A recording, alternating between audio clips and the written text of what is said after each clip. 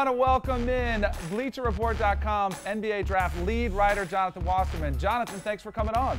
Of course, guys. Thanks for having me on. Thanks, man. I think one of those fish is dead behind you.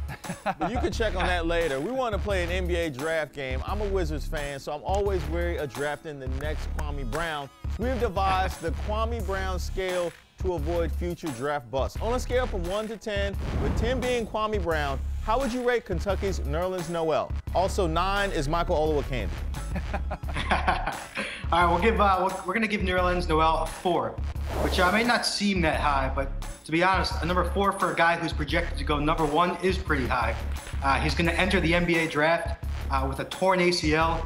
Not to mention he's incredibly raw offensively. So when you combine those two factors, you get some type of risk with the number 1 pick. So he's gonna get a late start once he goes into training camp. The fact that he's not really fully there offensively, there's definitely some risk here. Again, he is incredibly, he's got great instincts in terms of his defense. So, that's going to carry him throughout his career. But there's definitely some risk in terms of his injury and his raw offensive skill set. I'm going to bet on him to actually make a solid impact once he gets to the next level. All right, Jonathan, how about UCLA's Shabazz Muhammad?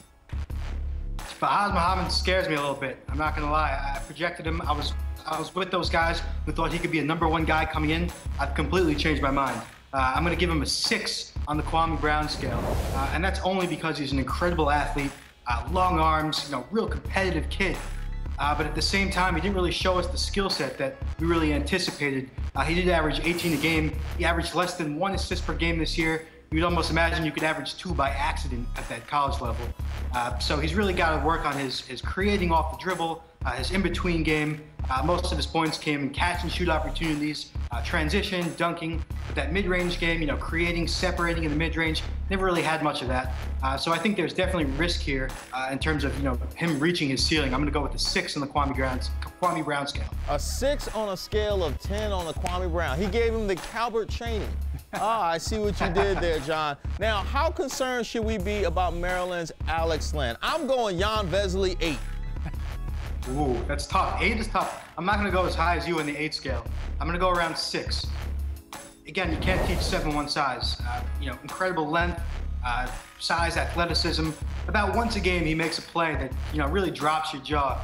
He opened up the season dropping 23 and 12 on Nerlens Noel, and then it kind of went downhill from there.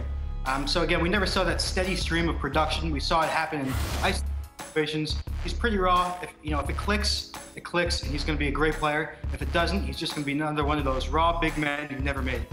All right, I like the way this scale works. 0 means pretty good.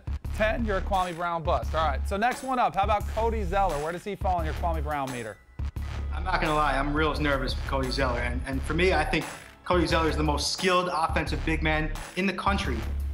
Unfortunately, he's not the toughest and he's not the strongest. We've seen him be vulnerable to getting pushed around by defenses at the college level. It's definitely not going to get any easier once he reaches the NBA level. Recently, we saw Syracuse really swallow him up. Again, earlier this season, we've seen more physical front lines really take advantage of him. When he gets to the next level, he's going to be going up against guys like Zach Randolph and Carlos Boozer. These are bullies, basically trying to take his lunch money. He's got to be able to stand up for himself. Can he do that? I'm not sure. If he's able to do it and really utilize his skill set, he's going to be a great player. If he can't, we could be looking at another potential Kwame Brown. I'm going to give him around a 7. A 7, wow. They did bully him. They took his lunch money, his shoes, his pants, and wedged him up on the tree. Sad. Now, Jonathan, I know you're a New Yorker, and I have some really sad and unfortunate news. You did not win the NBA championship this weekend. But are you at least confident enough to make a prediction in your matchup Knicks-Celtics? I'll tell you right now, for all the Knicks fans listening, I'll be at the game tomorrow night, and I'm 12-2 at the Garden. So that's really promising news. When I'm there, they win the game. I'm real confident with Game 2 tomorrow. Pablo Prigioni, the key. He's going to be active tomorrow. The ultimate ball mover at the point guard spot, shooting guard spot. J.R. Smith was just named Sixth Man of the Year award. His confidence is going to be sky high. I think that's good. I'm not really sure. Then again, the Knicks are rolling right now. The shots are falling. Melo is playing at an elite level.